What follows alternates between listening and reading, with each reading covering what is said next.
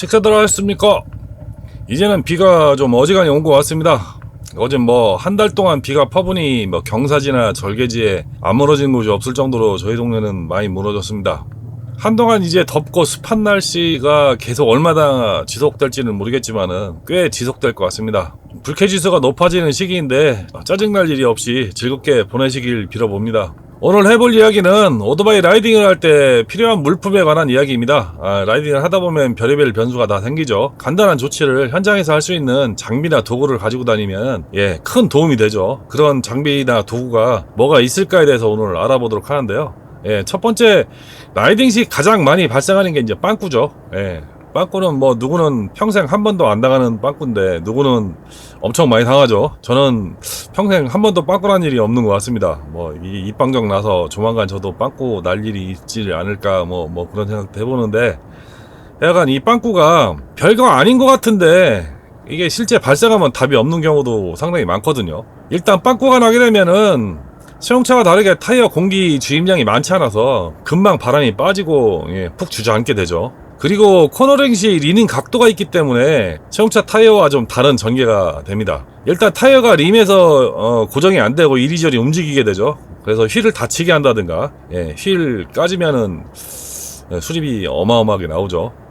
그리고 또한 코너 주행이 안 돼서 위험한 순간이 생기게 됩니다.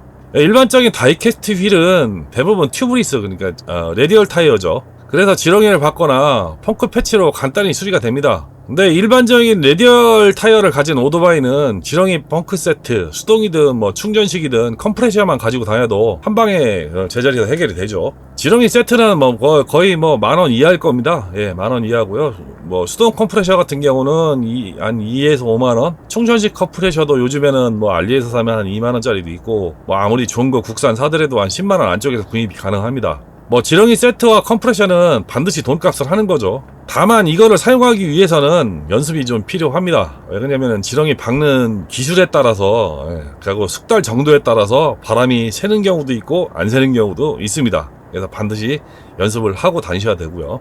근데 이와 반대로 이제 튜브가 들어가는 경우도 상당히 많죠. 뭐 할리나 일부 어드벤처 기종들 같은 경우에는 튜브가 들어가는 경우가 상당히 많습니다. 요즘은 뭐 튜브리스도 나오긴 하는데, 이런 경우는 일단 지렁이를 못 박습니다. 특히 스포크 휠로 된 오토바이 경우는 일반적인 정비 상태에서 펑크 수리가 안 되는 경우도 간혹 있습니다. 그리고 반드시 타이어를 분해해서 펑크 패치로 튜브를 수리해야 되죠. 그러니까 일반적으로 타이어를 분리하는 탈착기를 사용해서 레디얼 타이어 같은 경우는 수리를 하는데, 이 레디얼 타이어가 아닌 그 스포크 휠로 되어 있는 타이어들은 이 탈착기에 장착이 안 되는 경우가 가끔 있다고 합니다. 그래서 손으로 탈착을 해야 되는 경우도 상당히 많고요. 그러다 보니 일반적인 수리센터에서 수리를 못 해주는 경우가 상당히 많습니다. 수리를 또 안 해줍니다. 튜브 타이어는 펑크로 인해서 튜브가 씹히는 경우도 가끔 있거든요. 왜냐면은 빵꾸가 났는데 센터까지 이동을 하기 위해서는 주행을 하게 되죠. 주행을 하다 보면은 튜브가 씹히는 경우가 간혹 발생하는데, 이 튜브 규격이 기종마다 상당히 좀 다릅니다. 그래서 센터에서 재고를 갖고 있는 경우가 그렇게 많지도 않아요. 한마디로 구하기가 상당히 어렵습니다. 그러니 이제 결국은 견인을 하게 되죠. 오토바이 실을 수 있는 견인 차량 섭외해서 태우면은 뭐 가격도 장난 아니죠. 그래서 튜브가 들어있는 스포크 휠을 타시는 분들은 반드시 튜브 여부를 가지고 다니시기 바랍니다. 그러면은 뭐 어떻게 됐든 센터에서 수리가 가능하면은 현장에서 수리를 할 수가 있겠죠. 이게 근데 뭐 스포크 휠이 승차감이 좋다고들 막 얘기하고 막 그러는데, 저도 스포크 휠 타봤지만은 승차감이 좋다고 저는 전혀 못 느꼈거든요. 뭐 그냥 제가 생각나는 단점으로는 세차하기 힘들다, 그리고 스포크에 녹나면은 답이 없다, 그 정도로 승차감이 좋아지려면 스포크가 좀 낭창낭창 해야 되는데, 실제 스포크 만져보면은 굉장히 단단하거든요. 심지어 자전거 휠의 스포크도 손으로 이렇게 만져보면 굉장히 단단합니다. 근데 그게 승차감 차이가 날까 싶은 생각도 들고요. 제가 생각하기에는 알루미늄 휠보다는 나을 것이 전혀 없다고 생각하는데, 여러분은 어떻게 생각하는지 모르겠습니다. 그 다음에 또 많이 당하는 게 이제 배터리 앵꼬가 나는 경우죠. 전기장치 이상이나 뭐 안개 등 헤드라이트 안 끄고 이제 밥 먹으러 갔다 오면은 배터리 전압이 떨어져서 시동이 안 되는 경우가 있죠. 이게 이제 마스터 스위치나 키를 뽑으면은 전원이 완전 차단돼야 되는데 그렇지 않고 안개등이나 헤드라이트를 개별적으로 온오프 해야 되는 그 오토바이도 가끔 있습니다. 그리고 겨울에 이제 동안거를 하거나 그러면 이제 서서 이제 배터리가 기능이 저하되면서 전압 강화가 생겨서 시동이 안 되는 경우가 있습니다. 뭐 이런 경우 난감하죠. 뭐 쉽게는 점프선이 있으면은 자동차나 다른 오토바이에 물려서 쉽게 해결하는 경우도 있고요. 요즘은 점프 스타터라고 그래서 많이들 구입하시는데 2만에서 한 10만원, 좋은 거는 한 30만원 하는 것도 있는 걸로 알고 있습니다. 근데 이게 무게가 상당히 많이 나갑니다. 속에 이제 배터리가 들어있기 때문에. 그래서 가볍고 휴대하기 편한 점프선이 제가 보기에는 현실적인 타협안이 아닌가 싶은 생각이 좀 들고요. 그리고 이렇게 이제 개별적으로 헤드라이트나 안개 등을 온오프 해야 되는 경우에는 오토바이 배선을 개조해서 마스터키로 전부 전원 온오프 할 수 있게 개조하는 경우도 생길 수 있는데 요게 경보장치나 아니면 무선키를 사용하는 경우에는 개조를 못하는 경우가 있습니다. 그럴 경우는 좀 참고를 하시기 바랍니다. 자주 있는 일은 아닌데요. 장거리 다니다 보면 가끔 이제 연료가 떨어져 갖고 멈추는 경우도 가끔 있죠. 저도 길바닥에서 2번이나 멈춰와서 그 느낌 압니다. 기다리는 순간 같이 다니는 친구한테 미안하고 그냥 무안하고 고맙고 막 별 생각 다 들고 시간은 여삼추같이 안 가고 혼자 다니는 경우는 또 주유소까지 혼자 다녀오는 문제도 생기죠. 뭐 택시를 불러서 간다든가 혼자 걸어서 가는 경우도 있고 뭐 강원도 산골이나 뭐 경상북도 이런 저기 뭐 어느 산골에 혼자 라이딩 하다가 만약에 연료 떨어져서 시동이 꺼졌다. 답이 없죠. 그래서 젤리캔을 휴대하면 좋은데요. 어드벤처 타는 분들이 많이들 이제 젤리캔을 가지고 다니시는 분들이 많죠. 뭐 폼으로 달고 다니는 경우가 많긴 한데 이게 연료가 떨어지는 경우는 엄청난 유력을 발휘하게 됩니다. 까짓거 뭐 주유소 가서 페트병에다 담아오면 되는 거 아니냐 하실 수도 있겠지만은 주유소에서 정상적인 차량이나 저장 용기에 유류를 파는 것이 위험물 안전관리법 시행규칙 위험물 운반 기준에 딱 명시가 돼 있어요. 그래서 휘발유는 20L, 경유나 등유에는 30L만 용기에 맞게 판매가 가능하고 또 정해진 용기 규격이 있습니다. 그래서 용기 규격은 나름 까다로워요. 대충 보면은 운반 전기는 수납하는 위험물의 내압 및 취급 시와 운반 시 하중에 의해 당해 용기에 생기는 응력에 대하여 안전할 것. 응력이라는 건 눌리는 힘이죠. 운반 전기는 용기 본체 또는 트레이 신축 등에 의해서 손상이 생기지 않을 것. 그러니까 용기 변형이 되면 안 되는 거죠. 근데 PT병은 대부분 변형이 되죠. 배출구는 개폐 위치에 고정할 수 있는 밸브가 설치되어 있을 것. 그래서 정상적인 휘발유를 담는 용기에는 밸브가 설치되어 있습니다. 뚜껑이 있다는 얘기죠. 이게 주유소에서 PT병에 휘발유를 팔았는데 방화나 자살에 이용되는 경우에는 주유소의 처벌 근거가 생깁니다. 이 법에 의해서. 그래서 잘하는 주유소일 경우도 사용하는 용도를 반드시 확인하고 판매를 합니다. 모르는 주유소에서는 그래서 사정사정해야지 간신히 휘발유를 살 수가 있는 경우도 간간히 있습니다. 그래서 젤리캔을 소지하는 것이 좋기는 한데 이게 부피가 만만치 않죠. 접이식 제리캔도 나옵니다만은 휘발유용으로 사용이 가능한 제리캔은 가격이 되게 비싸요. 그리고 구입도 이렇게 파는 곳이 많지 않아서 구입이 쉽지 않은 편입니다. 그리고 우리가 사용하는 휘발유에는 솔벤트 성분이 있어갖고 일반 LDP에는 장기간 보관 시에 그 용기가 녹아서 휘발유 품질을 굉장히 떨어뜨립니다. 오토바이 연료 계통을 고장내기도 해요. 왜 그러냐면 요새 거의 다 EFI 시스템이죠. 인젝터를 사용하기 때문에 인젝터 구멍이 막히는 경우도 생깁니다. 그래서 반드시 HDP 고밀도 폴리에틸렌 용기를 사용해야 됩니다. 뭐 까짓건 뭐 LDP 이게 저밀도에도 한두 시간 정도는 크게 문제는 없어요. 그래서 이런 뭐 휴대성이나 이런 걸 다 감안해서 저희는 몇 번의 시행착오 끝에 뭘 갖고 다니느냐, 자바라를 갖고 다닙니다. 그래서 둘이 다니다가 한 명이 앵꼬 나면은 한 명이 가서 이제 주유소 가서 만땅 채워오고 자바라로 옮겨주면 되잖아요. 부피도 없고 가격도 싸고 짱입니다. 뭐 혼자 다니시면은 접는 물통이 좀 나오죠. 이게 접이식 물통이 압축 물통이 나오기 때문에 이런 것도 쓸만합니다. 근데 여기까지는 대부분 이제 자동차 보험에 긴급 군환에 포함이 되죠. 그래서 자동차 보험이 없는 분이 없기 때문에 군환 서비스를 불러서 해결이 가능한 경우도 있습니다. 그런데 이제 가끔 출동하는 기사가 짜증내는 경우도 있죠.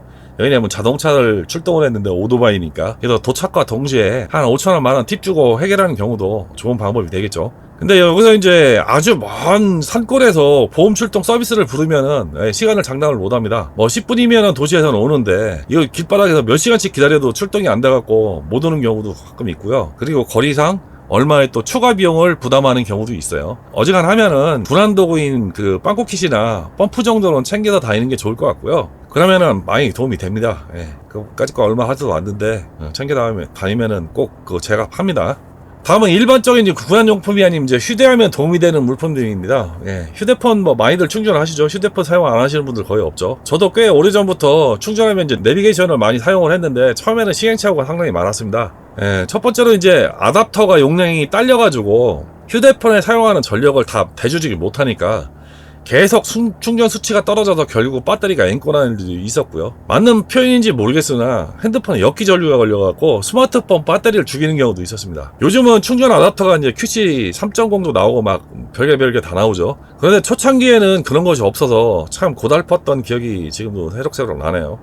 그리고 충전 케이블도 요즘은 고속 케이블이 나오는데 이 고속 케이블 나온 지가 꽤 몇 년 안 됩니다. 예, 그래서 옛날에는 그것도 쉽게 구하지도 못했는데 요즘은 편의점만 가도 다 고속 케이블 팔죠. 더군다나 이제 전원 설치를 잘못하거나 오토바이 배터리가 좋지 못하거나 제네레이터 발전이 시원찮으면은 오토바이가 핸드폰 전력을 빼가는 이상한 현상도 생깁니다. 아까 역기 전류 말씀드렸던 것처럼 그렇게 되면은 스마트폰 배터리가 죽는 경우도 있습니다. 요즘은 이런 현상이 생기면 아답터에서 전원을 차단해버려 갖고 충전이 안 되게끔 차단을 하는데 초창기는 그런 것이 없어갖고 그냥 핸드폰 배터리가 죽어서 핸드폰 배터리를 저도 교체를 몇 번 해봤습니다. 또 케이블이 계속 핸드폰에 꽂혀 있으면은 이 진동으로 접촉 저항이 생기죠. 예, 덜덜덜 떠니까 이렇게 빠지기도 하고요.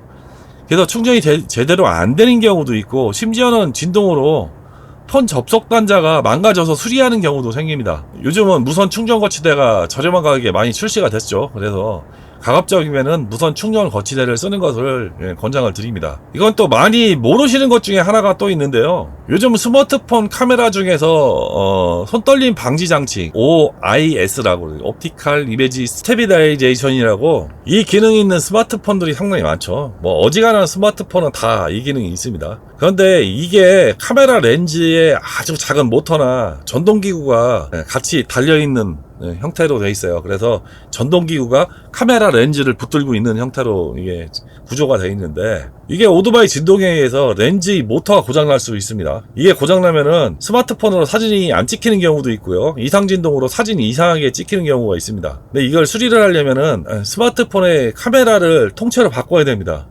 견적이 상당히 많이 나옵니다. 특히 아이폰이나 갤럭시 고급 기종은 이런 현상이 많습니다. 그래서 요즘은 진동 방지가 가능한 댐퍼가 달린 스마트폰 거치대가 있으니까 그런 거 꼭 알아보시기 바랍니다. 폰 수리비보다 거치대 가격이 더 싸요. 이거 하면 이득이죠. 요즘은 이제 스마트폰 충전뿐만 아니고 유튜브도 이제 많이 하시기 때문에 액션캠도 이제 많이 사용하시죠. 그래서 보조 배터리도 많이들 휴대를 하는데요. 보통은 1000mAh면은 스마트폰이나 액션캠을 하루종일 운영하는 데는 크게 무리가 없습니다. 제가 경험상 써보니까.